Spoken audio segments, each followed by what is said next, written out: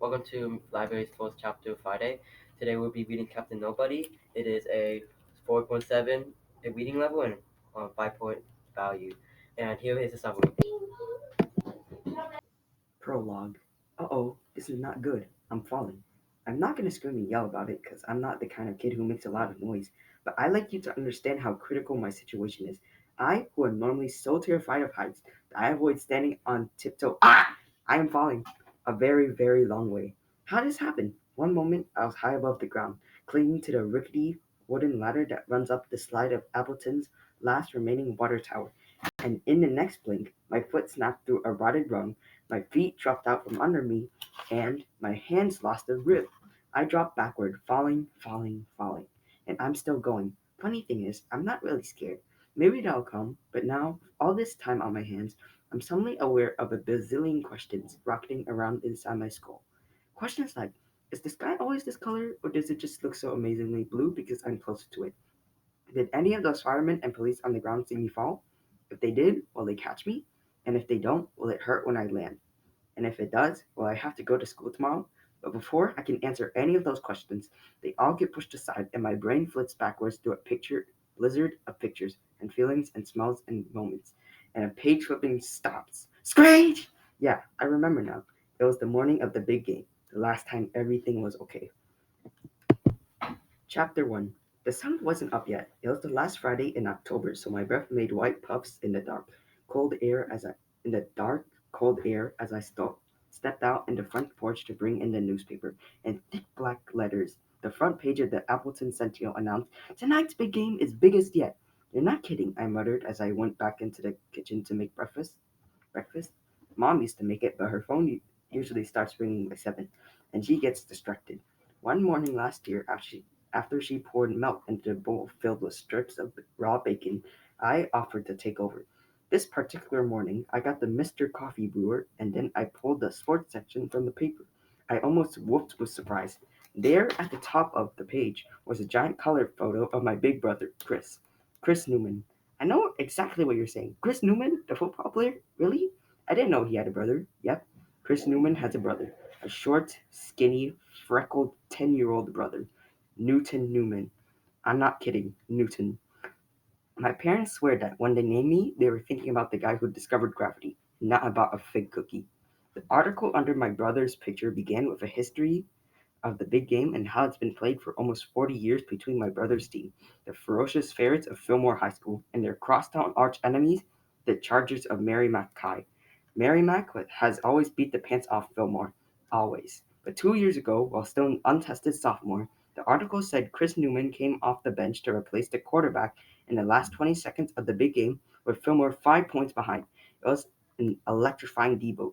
But I still get goosebumps when I remember the moment my brother took the snap. He backed up, looked around frantically for an open receiver, and when he couldn't find one, he put his head down and plowed 73 yards down the field to deliver the first Fillmore victory against Merrimack ever. Last year, as a junior, read the last paragraph of the article, Newman led the Ferrets to a second big game victory, and this year, with both teams undefeated, excitement is running high. Chris Newmania is sweeping up the town. As I folded up the paper, I was smiling so hard my cheeks hurt. That's my big brother they were writing about. I scrambled a platter of eggs and cooked up some sausages. The smells from the stove floated upstairs, and pretty soon Dad came bounding down. "Good morning, kid," he said. "Smells good." "Dad," I grabbed the paper. "Check out what the Sentinel said about just then." Dad's cell phone rang, playing the Ferrets fight song. "Hang on, Newt," he said as he flipped the phone open. "My dad's the supervisor for a company that builds buildings all over the country, apartment houses and offices and places like that. So in the weeks before the big game, before the first winds of the November whip in Appleton and freeze the ground, Dad has to make sure that every hole that needs digging gets dug." Dad started unrolling blueprints on the kitchen counter, so I scooped eggs and sausages on a plate, poured a cup of coffee, and set them down where he could reach them as he talked. I figured I'd tell him later about the article. That's when Mom started in, lunging a sledgehammer and a dozen for sale signs for the houses she would try to sell that day. "Sweetie," she mumbled, becking me on the cheek, "do you see what I did with the keys to the 3 bedroom on Elwood Street?" I nodded towards the refrigerator. "Check behind the frozen waffles." She looked startled. "Seriously?" "Seriously." Leaning the hammer and wooden stakes against the wall, she opened the freezer and pulled out a frost-covered ring of keys. With a sigh, she dropped them into the pocket of her bathrobe. I swear, Lou, if it weren't for you, I'd forget my head. Mom, I waved the newspaper over my head. You got to see this morning's sports sec. But that's when the kitchen phone rang. Mom held up a wait a second finger and plucked the receiver off the wall. Good morning. Oh, hi, Carol. Tonight's cookout? Well, if you got a question, I got an answer.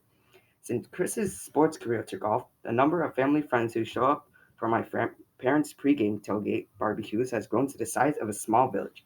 At first, Mom always takes charge and tells people what dishes to bring, but then she forgets. New, Mom said, holding the phone against her chest. It's Carol Hennessy from across the street. Remind me, is she bringing a gallon of coleslaw or ice cream for 30? Mrs. Hennessy is in charge of potato chips, I said. 10 bags. Of course, she exclaimed and returned to her call. Carol, I just remembered. She cradled the phone to her shoulder so she could take the cup of coffee I poured. She sipped it as she walked around from room to room, stretching the phone cord to its limit.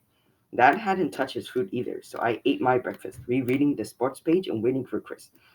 Ever since I started making breakfast for my family last year, Chris and I developed a little routine for whenever he oversleep.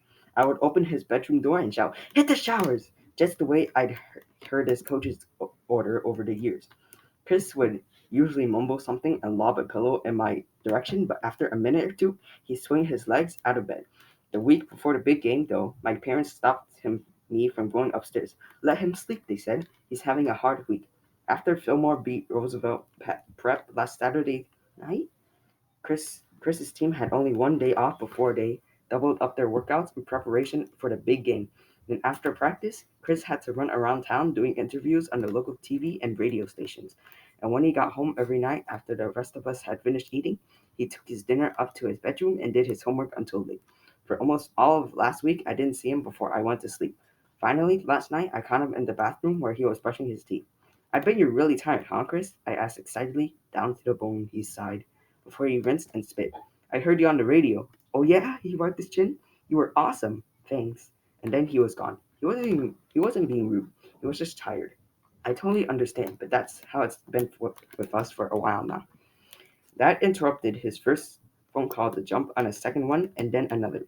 He still hadn't touched his food from time to time. He motioned for me to fetch him a pencil or to pour him more coffee.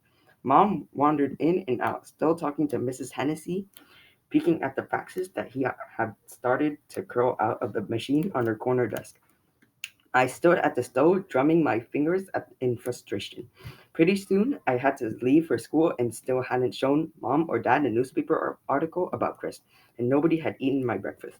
I looked down at what was left. The sausages were cooling in their grease, the eggs were getting watery, and I was getting steamed. I hardly ever get steamed. Now I realize there's really not a lot I can do to help my family as they whiz around their busy days. And maybe I don't build buildings or win ball games, but if I make breakfast, the least they can do is eat it. Since Mom and Dad were still on the phone, I focused all my frustration on Chris, ignoring their instruction to let your brother sleep. I dropped my spatula, stormed upstairs, and threw open his bedroom door. Hit the showers, I barked. As usual, Chris mumbled and tossed a pillow my way, but it wasn't enough to wake him up. When he started to snore again, I hit the roof. Hit the showers, I bellowed, louder than I ever bellowed before. Startled, Chris jerked his head up and looked around through half-closed eyes. Stop yelling, he growled sleepily, and with all the strength of a star quarterback, he threw another pillow at me. The force of his throw, however, made him roll forward, and in an average avalanche of sheets and blankets, he tumbled out of the bed.